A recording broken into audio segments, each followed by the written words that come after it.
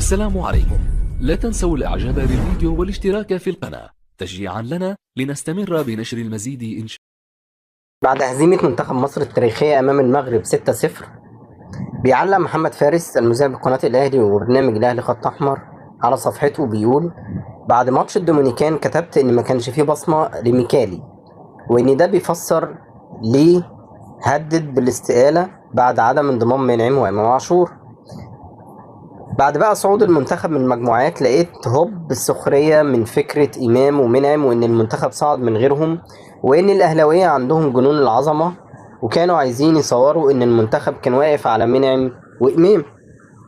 طبعا هم هنا لو المنتخب كان فنش البطولة بإنجاز كانوا هيشتغلوا على الخطة دي اللي هي بتاعت أعظم إنجاز اتحقق في تاريخ أي منتخب مصري اتحقق ولاعيبة الأهلي مش موجودة، وعشان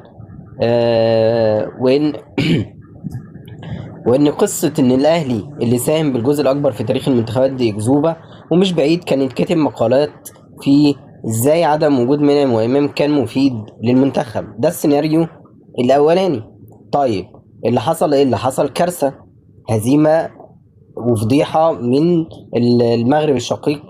طيب نعمل إيه؟ هوب خش على السيناريو التاني، المغرب رزعتنا 6.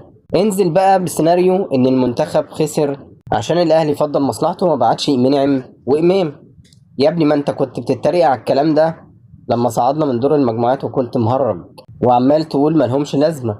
يا سيدي مش مشكله، المهم نعلي على الاهلي.